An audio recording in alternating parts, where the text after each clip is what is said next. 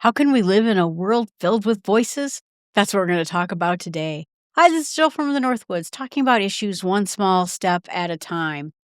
This world is starved of people feeling heard, but endless voices. I have a podcast. When I first got started in podcasting, it felt like a good time to get started in podcasting, that you could talk about different topics and issues. And now it seems like unless you're a Kardashian or an Obama, nobody listens to anything you're saying, because the podcasts are all famous people now. But there's a lot of people saying a lot of things. And the question is how much do we really listen to other people? There was a survey that was done that said that about 75% of people think that they are good listeners. And yet studies show that within 8 hours, 75% of people forget what they were told. Listening has quietly become an endangered skill in our world. And I'm not just talking about listening to podcasts or anything like that, but listening to the people who matter the most to us, to the voices that matter the most to us. Like I said, we can stream 1,000 hours of voices a day, and we can't even remember what our own friend just said over a cup of coffee. We've lost our ability to listen. The speed of life has, I think, outpaced our ability to have attention spans. The average person now consumes, they said, more words per day than Shakespeare wrote his entire career. We read snippets, we swipe videos, we listen to podcasts, and we are in a constant state of input overload. I know I am. I am never someone who just sits there and quietly listens. I listen to podcasts during work, and now I record podcasts at night.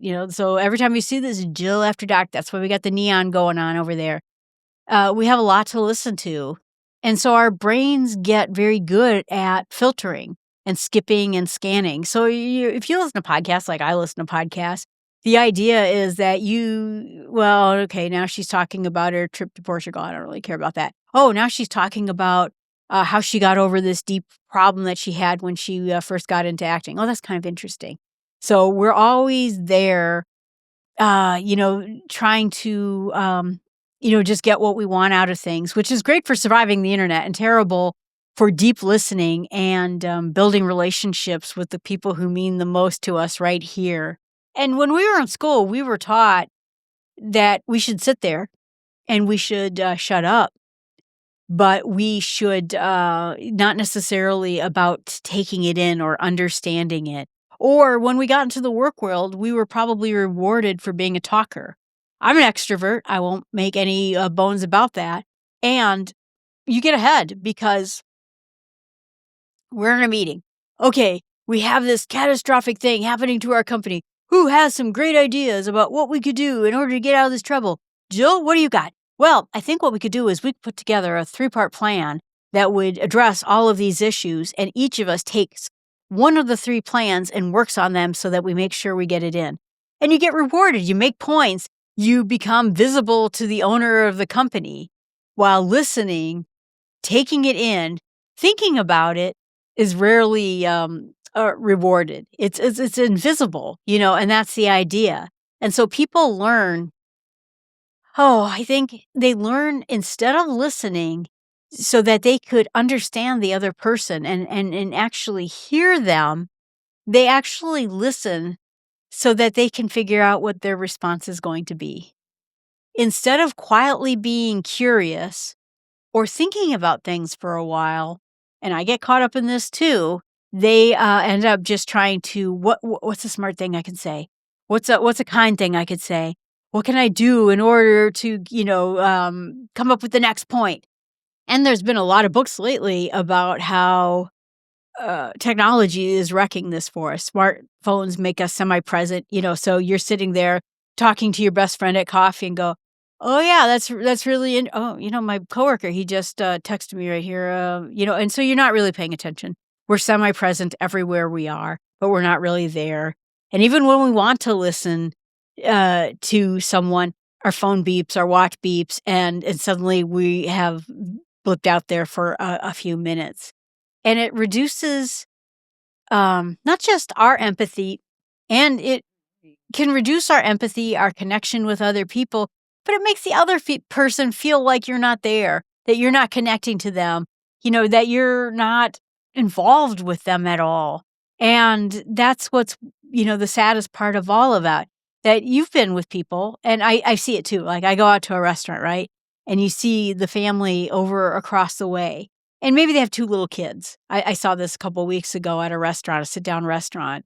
And the parents were both there at the restaurant. And the kid was like, "Daddy, did you see that my science project got a good gold star?" He was saying something, right? He was telling his dad something. And the dad was sitting there kind of like, "Oh, yeah, that's really great. Yeah, that's cool." Anyone can figure out. I had cats. So I had 2 cats. And it was kind of interesting because they came before the big cell phone revolution, and then they were there after it. And so there'd be times where I'm like petting my cat and I'm talking to my cat and I'm playing with my cat, where you have the little laser things, and they fetched. Both my cats would fetch. So I'd throw a toy mouse and they'd go run and get the toy mouse and bring it back to me and drop it in my lap and I'd go throw it again, right? Well, then all of a sudden, I was getting involved, and then I would be, like, playing with them, and I'd be looking at my phone, and they knew, because at sometimes they would put their foot on my phone because they knew I was not engaged with them. And if your cat can figure out you're not engaged with them, your kid can figure it out too. So, I mean, that's just the idea, is that, it is, and part of it is wrecking all of our attention. And I hate to say it because I love technology. I'm all about technology. And so it's hard for me. I told someone, at the podcast, I do a podcast on tomorrow night about technology. And I asked him before the show. So I have a watch that has cellular service on it, which means that it acts like a phone when I don't bring my phone with me. It's basically its own independent device now. And I said, "Well, how many of you got cellular on your watch?" And a couple people were like, they did. And I said, "Well, how many of you leave your phone at home when you go do things, other things?" And they're like, "Well, why would you do that?" Well, the idea is that you could go for a bike ride, or you could go for a walk, and you could even listen to music, through your watch. You could take a phone call, or if for some reason I fell into the curb and I needed to call an Uber, I could do that right here from my watch. I don't have to bring my phone everywhere. If I go to church, I don't have to bring my phone with me. Yeah, inside I do, and I'm trying to get away from it. But it's interesting to me that Apple really produced a technology that got us addicted to it and then gave us something to get us unaddicted to it, so that we would have freedom to go do the things we wanted to do without being tethered to our phones anymore. And that I think is kind of an interesting point in all of this. I think too, the other problem is that a lot of people feel or fear silence in conversations. So basically, I say, "Oh, hi, Bob. How are you?" "Oh, I'm doing all right. Except, I was told that I have a serious heart defect, and I have to go see a lot of doctor. After this point." And you just sort of, "Oh, okay." We don't know what to say, you know? And so then there's one of 2 kinds of people. Some people who don't say anything. And then there's people like me, because I'm an extrovert and all I do is talk, talk, talk. And I jump in and I'm like, "Oh, I'm so sorry. That's really terrible. What did the doctor say? Did he say that you had a good prognosis? Are you going to have to take medication?" Or, like now I'm the question machine. I fear silence more than any human being on the planet. So then we just don't have this ability to either let emotions breathe, or we don't read into like those pauses, those silence, and say the thing that matters the most. "Oh, Bob, I'm so sorry. What can I do to help?" Or the people who are petrified to say anything, and they are just sitting there going, "What should I say? What should I say? Oh no, what should I say?" And then they don't say anything. Listening takes time. Um, And our modern life is all about speed. Rapid, you ever watch Gilmore Girls? It's like talking like Lorelai Gilmore, like that. We love that. And so listening isn't really just about not hearing words. It's also about not reading feelings. It's not looking at people's motivations, seeing the true meaning that's underneath it. People call this, or psychologists too, call it active listening. And so what active listening really means is you're giving someone full attention, you're not multitasking. You reflect back what you heard. Oh, wow, it sounds like you're really frustrated about what happened to you at work. That's hard. That's really hard when that happens. Because when you do that reflection statement, that says to the other person, I heard what you said. So you kind of think of this conversation.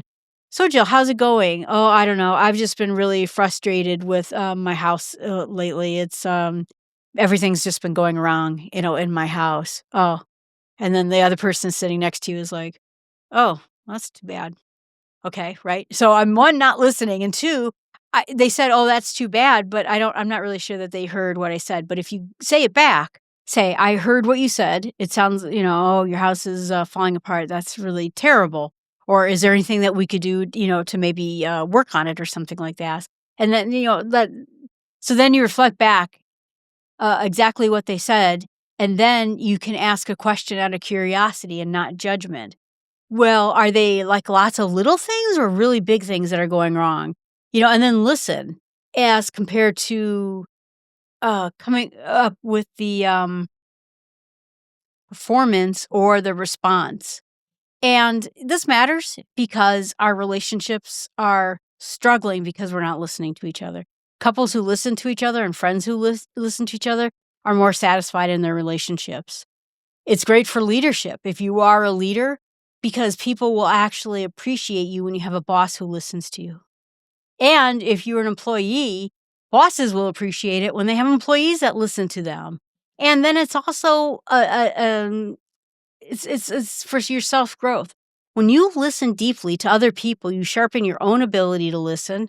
You are building a better relationship with them. You're able to help them better. You're able to live in the world with them better. It helps your intuition. And it even, helps you be, like I said, feel more of an attachment with other people. You actually hear them. And because you actually hear them, chances are that they're probably going to hear you too. So here's some steps that you can take in order to sort of really learn how to listen. Is first, pause before replying. Give yourself a breather. Think about it. React a little bit. Think about what that person just said and what it meant to them. Like I said, repeat the sentence back to them so that they know it's active listening. And then, like I said, ask related questions. Well, what happens next? Or do you have the money to get those things fixed? Is there someone that we can find, that might be able to help you out? And then there's something that they call like a listening fast, which means that for a while, maybe just listen to people and don't just offer your 2 cents. Even though it's your nature, it's my nature. I love to offer my 2 cents. I have a whole podcast about my 2 cents. But, instead, maybe just start listening and instead not offer it and see what that is. And I think that you will get better at it as you start to grow in this listening skill. It is very hard, like I said. There's even a quote. Stephen Covey gave the quote that said that most people listen to respond and not listen to understand. And so when we can start going to that and we start listening, we start making our body have body language and verbal cues that will tell other people, you're still here. I'm still in this with you. I am still working my way with you. That's how you can stay in it, to be with them and to relate to people. And we all get it. We all have phones. We all have squirrel moments. I have ADHD. I am all over the place all the time. I've spent a lifetime trying to learn how to focus. Instead, people will understand when you're listening to them. I can tell when people aren't listening to me. I get it. They get it too. And when you start listening to them, they'll start listening to you, and your relationship is going to get so much better. And if silence feels awkward to you, you can kind of, give phrases inside of these seconds. So let's say your friend just told you, oh, I'm just having a really tough time. My health just took a really big turn, and they tell you this. Our first step is, what can I do? How can I help? Can I, get you anything? We're always right there. For a minute, you can say some statements like, give me a second. I want to really think about what you just said.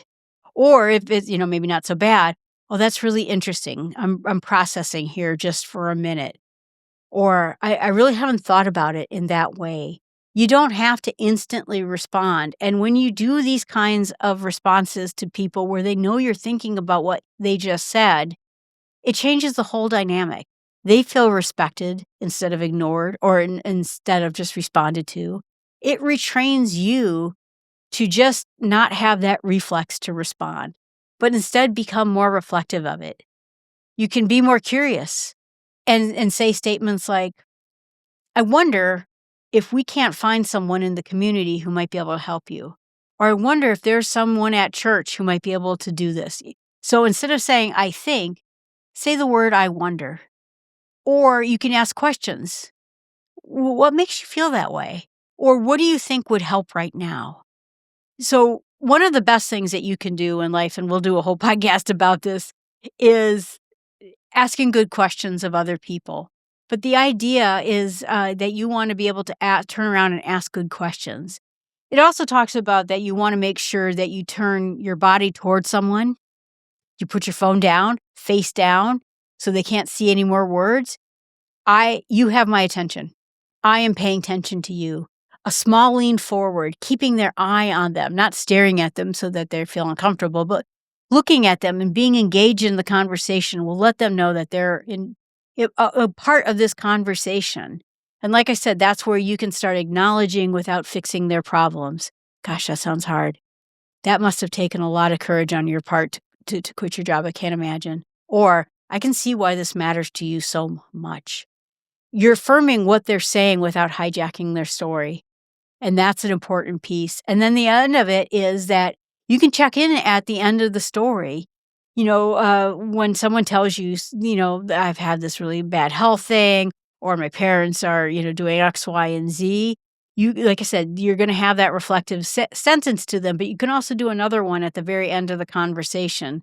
So really right now, you're just very frustrated because your parents are not listening and, they're doing something pretty dangerous, and that's making you very stressed out. Did I get that right?